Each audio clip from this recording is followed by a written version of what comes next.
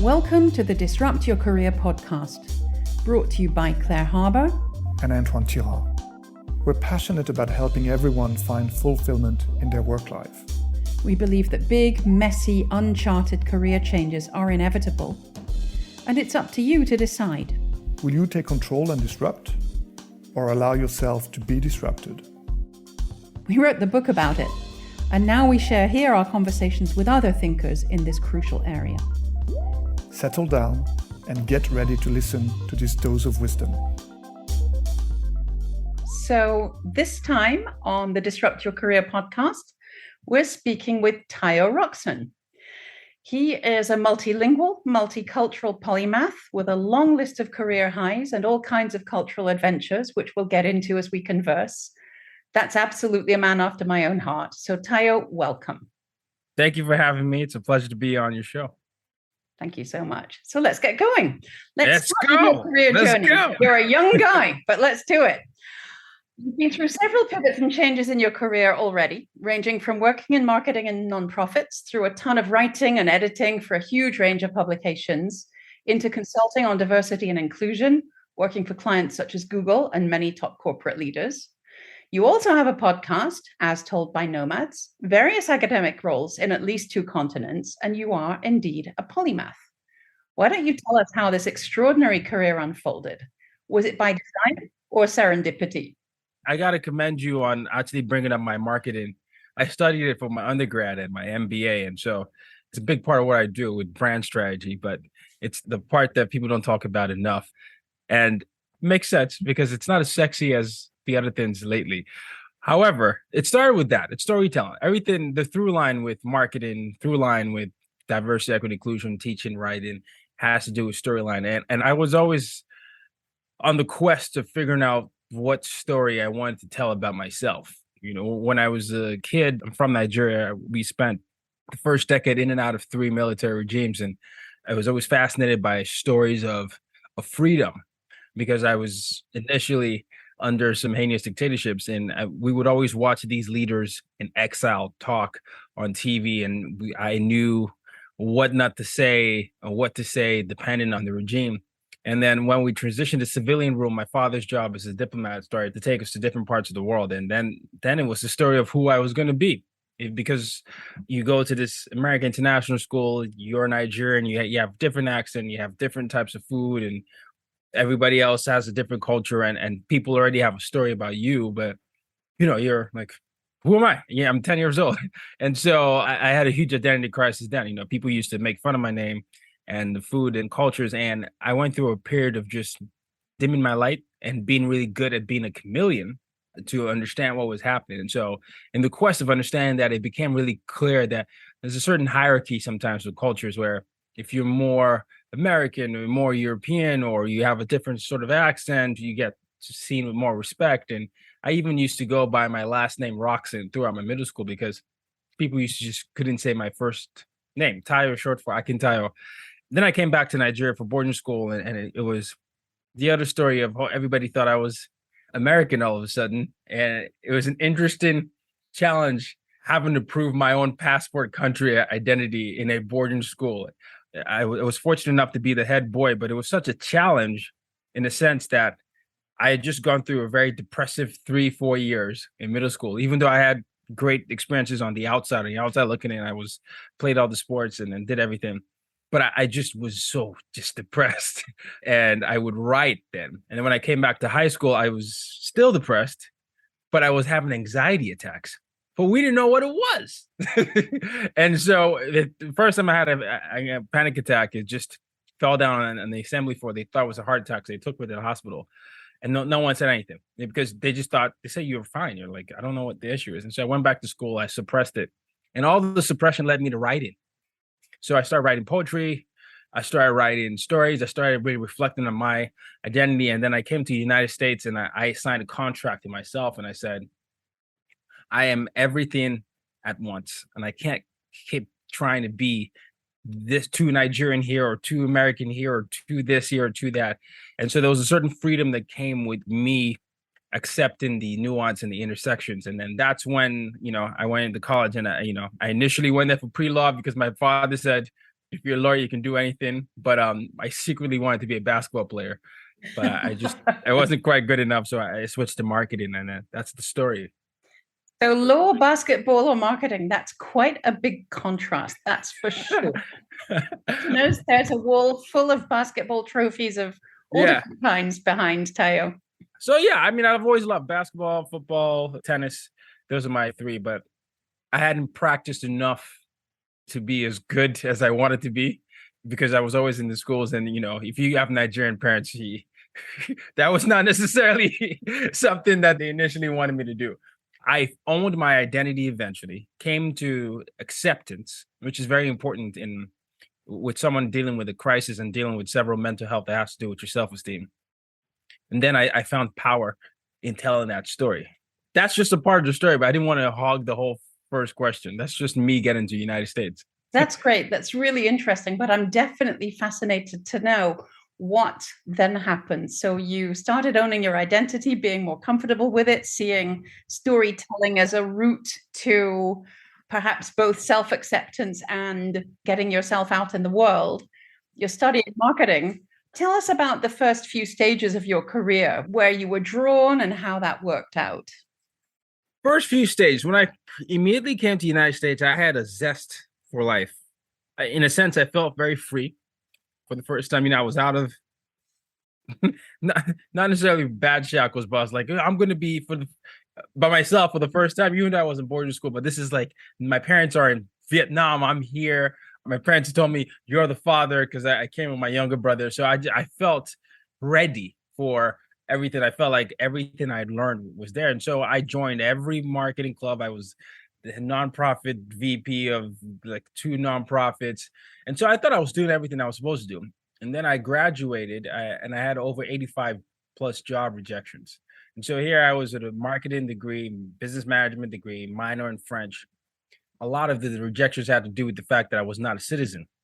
The story then became, well, to find a job, whatever job, whatever job, so you can, get your H-1B visa. And so I remember going to a previous internship I had, and I just said, look, I'm pretty good at social media. Maybe I can, social media is new. I know people don't really know it yet. Can I do it? It's marketing-ish.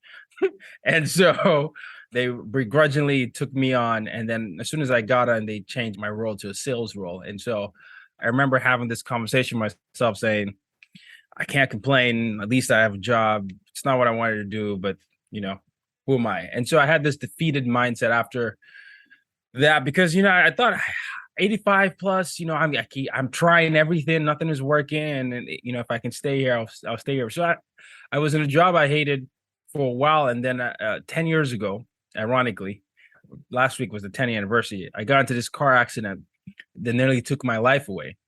And then in the midst of that car accident, as I was pushing through the door to get out of it, I had the wake-up call, essentially, where I just asked myself, well, you almost died. Have you done anything you said you wanted to do? And I was this kid who was inspired by the late Nelson Mandela and all these freedom fighters, and who had books of poetry he had never really shared. And I had all these hidden dreams, a basketball player or someone who was a speaker, writer. And here I was, at the time, 22, about to almost dead. And then I couldn't really say anything for myself. And so surviving that really became the catalyst. So I started re-engineering everything. I used my marketing degree to launch my website, and I started telling the story of who I was. And then the first thing I needed to do, I realized, was I needed to change my environment. I didn't like where I was, and it wasn't helping me. So I quit my job, which was pretty scary for many people when you just got an H-1B visa and then you quit its job. And so you have to think about it. You either get married, you go to school, or you get another job. And so for me, the path was to go to school. So I quit my job after I got accepted into school in New York. So I came down in status, so H-1B visa to F1 visa. And for those that don't know, H-1B visa is a work visa. F1 visa is a student visa. And so I came down in status to that. And then I didn't have the same privileges, but I felt free. And I felt like I could use the 2 years in New York to explore. So I launched a podcast. And then my website started to pick up speed as I started to talk about third culture kids stories, which is people that grew up and spent the formative periods of their lives outside of the parents' cultures. And so it was the first time I really could see everything put together: marketing degree, packaging, storytelling, telling my story, and then bringing out people to tell the story. And then, I did that for a few years. And then after that, I started to see that I was uniquely positioned to tell stories about diversity, inclusion, and equity. But I was also uniquely positioned to consult, given my lived experience and also the business experience I had working with marketing agencies, as well as just having so many people on my podcast from different backgrounds. And so I put all that together, and then the career ensued. A career. What an amazing notion, huh? To encapsulate so many different things. What would you say are the lessons you learned along the way in this early stage and even up till now? Pretty major things happened. So if we force you to choose one or two lessons, what would you talk about? There's always this idea of ensuring that you spend a significant amount of your life knowing who you are and who you want to be. And for me, the moments I strayed away from that were the moments that I struggled the most. I mean, certainly I had several moments where, I'm broke in one of the most expensive cities in the world, but I feel happy at the same time because it's something I want to do. However, when I look back, the career that I have now, whether it's being a professor, writer, speaker, consultant, they all stem from different elements of particular pain or passion of mine. And so I would always tell anyone that the peace you can get from doing something that fully feeds aspects of your identity is worth more than trying to find peace in someone else's version of who you're supposed to be. So there was that. And then your environment is the second thing I'll pick up. I think it's very important to evaluate and assess your environment and see if it's actually facilitating your success or being part of your failure, your mindset. So those would be the two things I would say. Interesting. Tell me a little bit more about environment. Are you talking about the people you circulate with, or the place, or both? There are so many different ways it can be interpreted, and I'm certainly a big fan of the idea that it's very important. Tell me what you see. When you think about your environment, especially if you're able to, and especially once you start getting to the point where you're able to, it could be a circle of friends who sort of, I don't know, maybe they give you membership in a certain group, but they're not feeding an aspect of your soul. Or it could be a mental environment that you're constantly putting in yourself. So whether you're in the wrong relationship, professionally or personally, or you're surrounding yourself with people based on whatever status you feel like it's going to help you, but it's not feeding your soul. And then the physical place, for me, New York City was very different from a town called Lynchburg, unfortunately. and so, Lynchburg, Virginia was a very small college town, very, very conservative. And I'm more of a progressive in general, but that time being spent in conservative area as a progressive gave me a lot of insights that I would then go on to use, which is funny how life works. But yeah, it was like a small college town that was an extension of the university there. New York City is just like everyone. I'm from Lagos, Nigeria, and I get a certain energy knowing something is always happening. Even just the traffic and this, whatever's going on, it's just a certain calm and peace that I get from the chaos there. And so for me, I knew that I was more of a city guy in that sense. And so that gave me life. For others, it drains them. And so some people might need to go to the opposite. And so I just needed to find a place like that. I guess there'll be cities like London, Tokyo, all those type of cities, they give me life. And so for me, it was important for me to get that excitement because I never wanted to feel complacent, and I'm always on the go. And the city mirrored my personality in that sense. Fantastic. Tell me a little bit about how having this massive portfolio of activities is actually feasible. How do you balance having your own consulting firm with all the other things that you do? When I was getting my MBA, I was just doing everything that I felt like I needed to do. And then I found a way to umbrella it. I was talking a lot about belonging and accessibility and diversity and inclusion. And so for me, I always tell people I study human behavior across cultures, and my goal is to dismantle any system of oppression and suppression.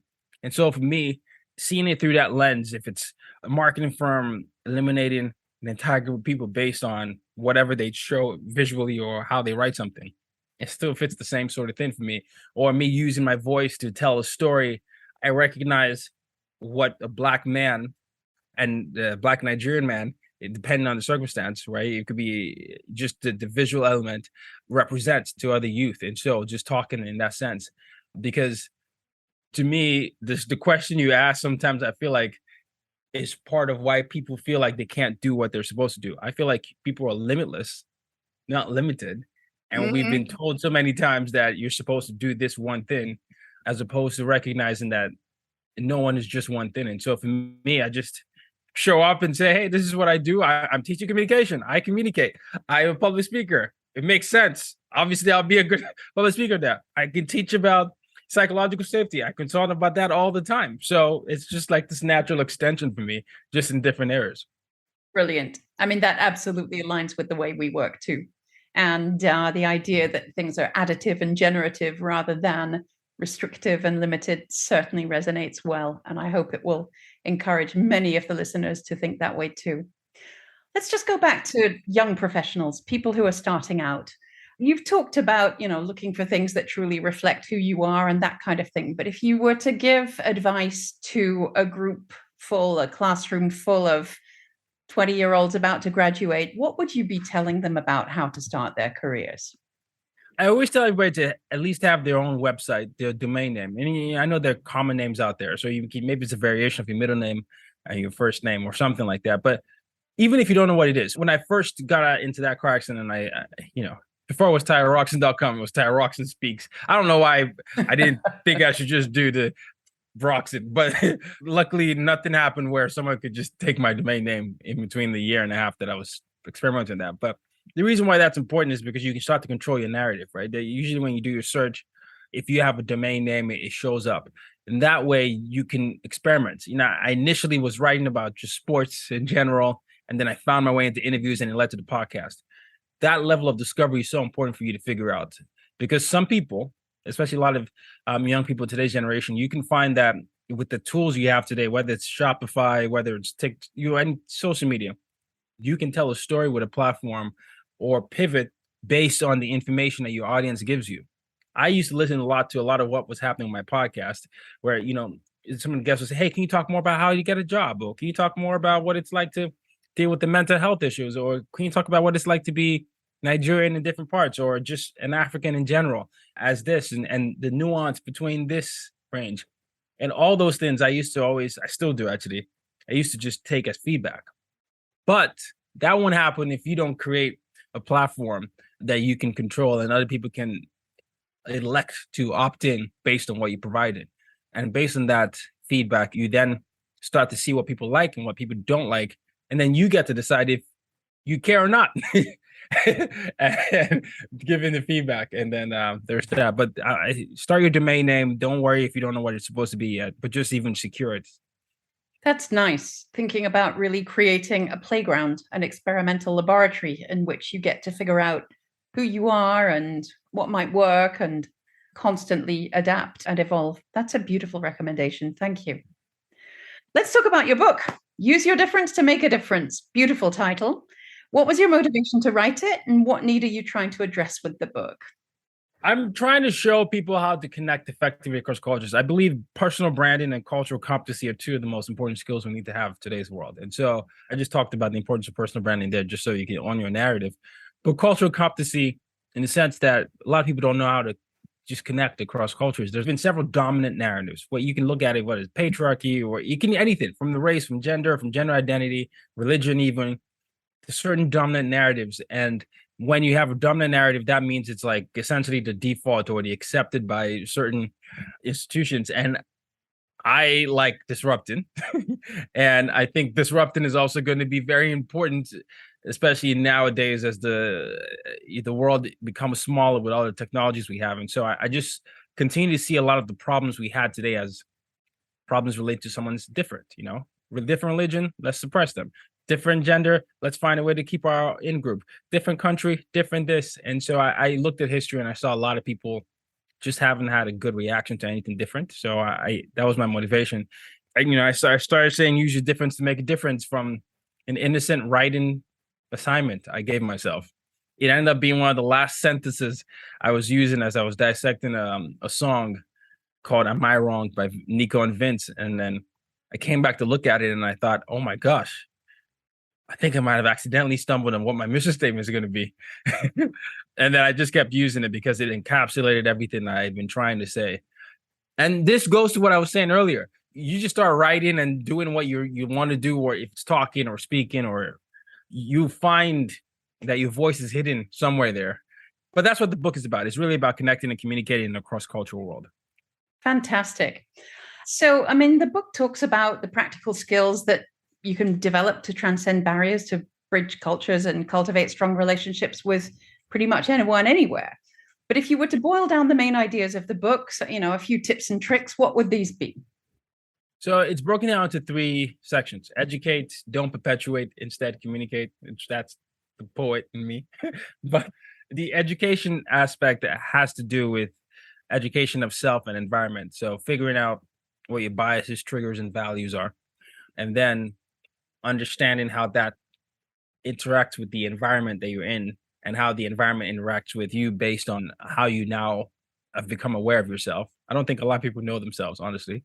So that's why I started that way. And then the don't perpetuate has to do with, now that you know all these things, how can you ensure that you're not perpetuating? You're not part of the problem. You're not ensuring that you're doing the same sort of thing. And then the communicate is, there's different ways to open dialogue with people. You're bound to have disagreements, but how can you open dialogue where you're not entirely dismissive because of your lived experience? And so that's what the book is broken down there, and then sprinkled in between are some of my research and some of my personal stories. Fantastic.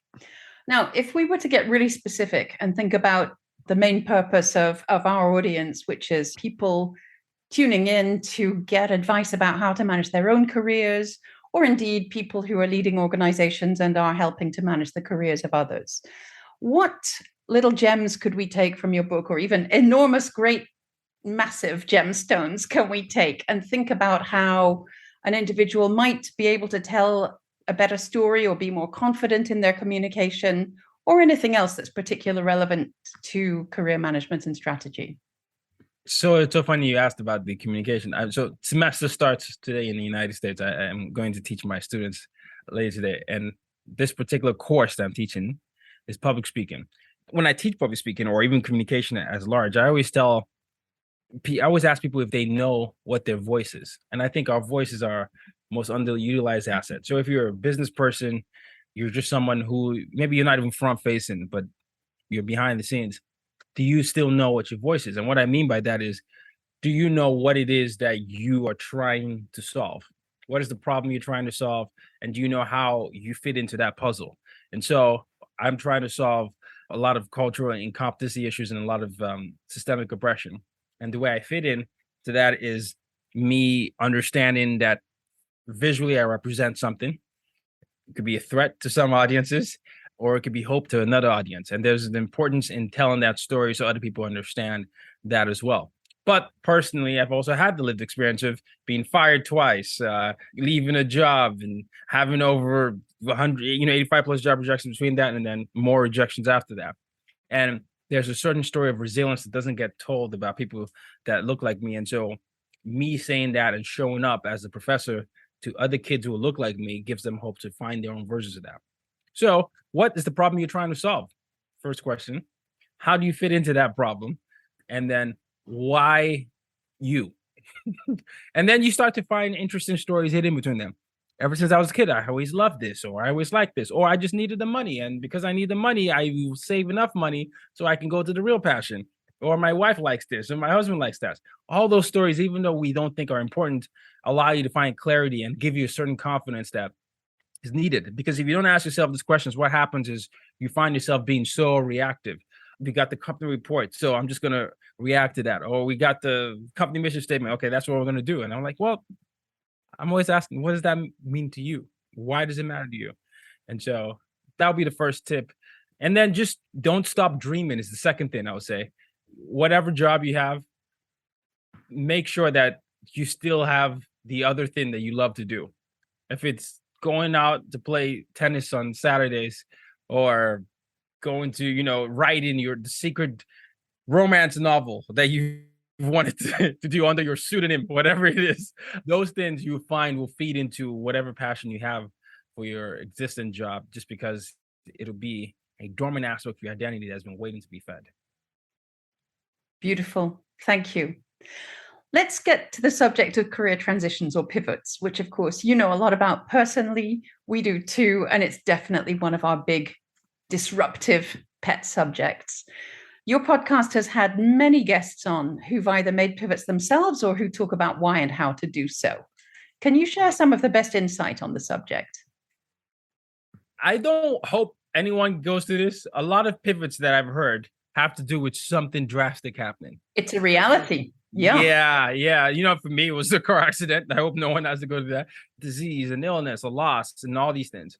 But the reason I'm even starting there is there's something about a loss or such a huge disappointment that shakes you up your world where you find yourself having to question whether what you've accepted is true, or you just find yourself waking up from whatever malaise you've been in.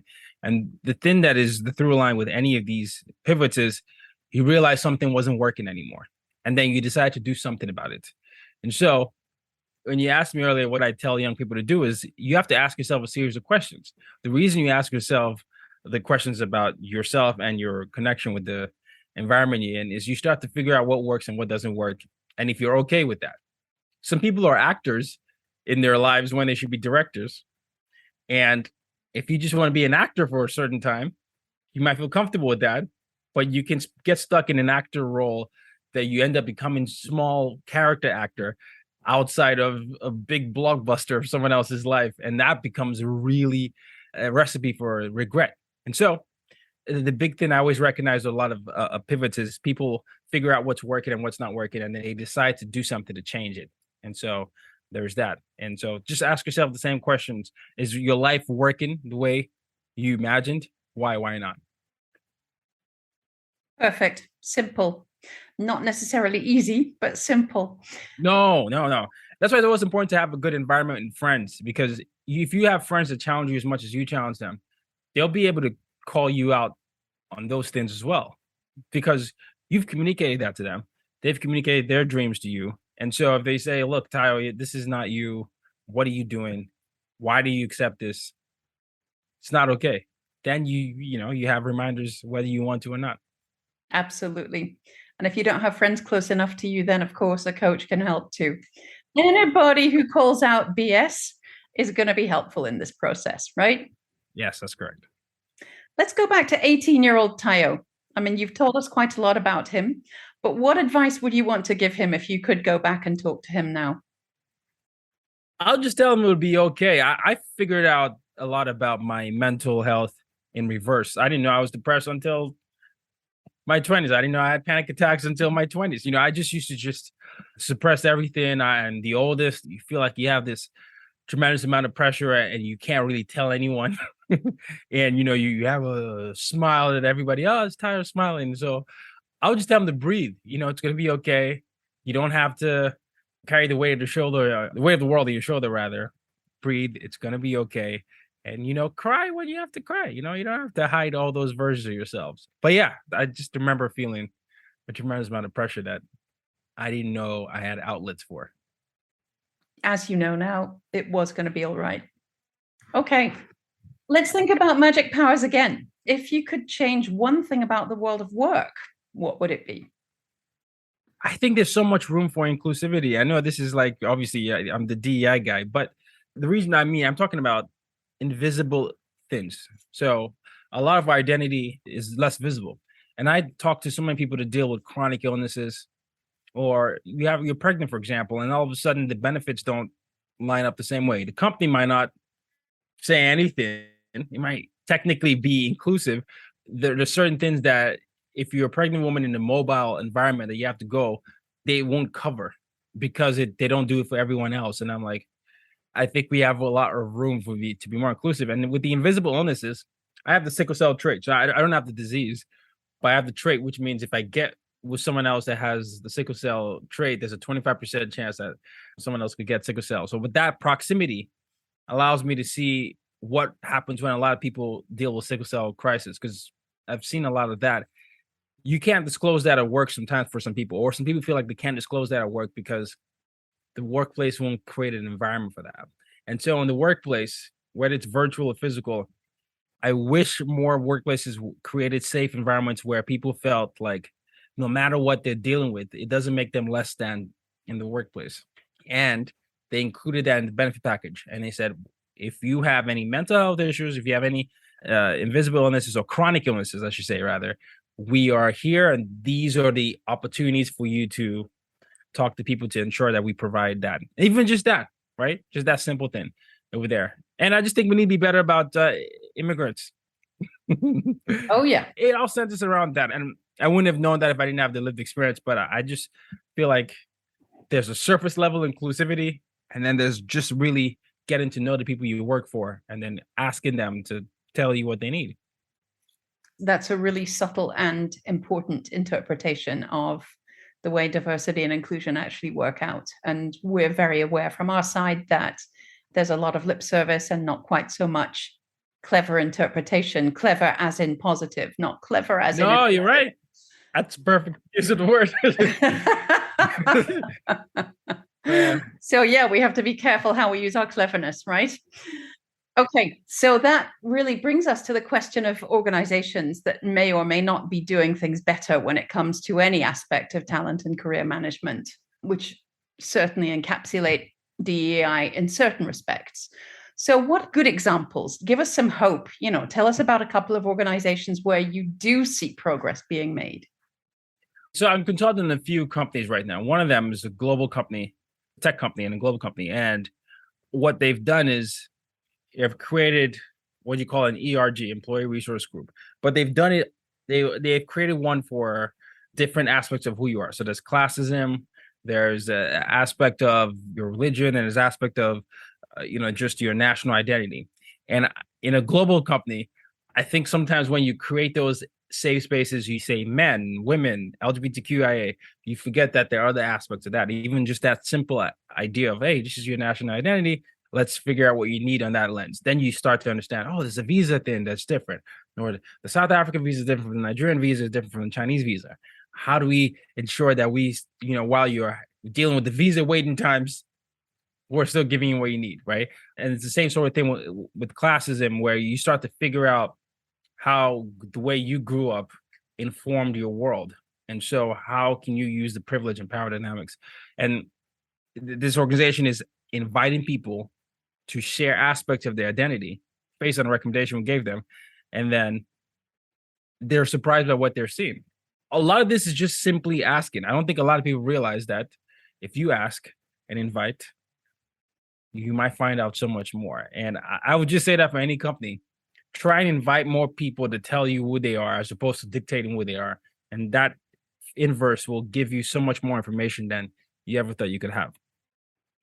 I think there's an additional rider that's important there. And we discovered this in the research for a recent article on actually first generation graduates, people who'd grown up in environments where they were certainly far and away the only ones going anywhere near universities. And what we found there was that if you don't make that environment where you're asking the questions and inviting safe and welcoming, then there are many people who won't want to go there. We found overwhelmingly that the people we spoke to actually said, you know what? Yes, we didn't get much help from our company with regard to feeling at home or understanding the habits and the traditions of the company that we didn't identify with.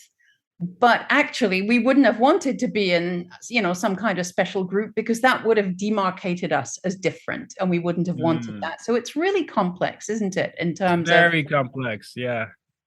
And any step in that direction is a good one, but it's not as straight lined as one might imagine. There's no one size fits all. What works now is not going to work tomorrow, and companies have to be okay with that. And that's why it's always important to constantly check in. I know we tried this last year.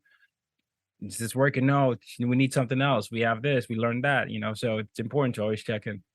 Well, that brings us to the last question, really, which is about the future. What exciting projects have you got on the boil for this year? Or even now we're back in the back to school period, and it's almost like, next year's on the horizon. Already here. No, I'm excited to do more teaching and more writing. I have a book I'm currently working on. So I'm in the beginning stages of that. There's that. And then I'm curious to see what the education landscape look like. It's very different from even when I was in school. So I'm curious to see, we're still sort of in the COVID world, how those things lead to impact. Figuring out that challenge is one of my biggest puzzles that I'm trying to solve, because it's not always positive given what gets lost now with restrictions. So trying to figure that puzzle out. Well, wonderful. We will look forward to hearing how you go on that front. But Tayo, it's been an absolute pleasure having you on here. I've really enjoyed our conversation, and I feel that there are probably quite a few subjects we could be following up with offline. But in the meantime, thank you so much for joining us. Well, thank you, Claire. Thank you, Claire, for having me. These were great questions, and I enjoyed sharing your stories. We hope you enjoyed hearing from this month's guest as much as we did. Do go and check out our work on disrupt-your-career.com and come back soon. Thank you.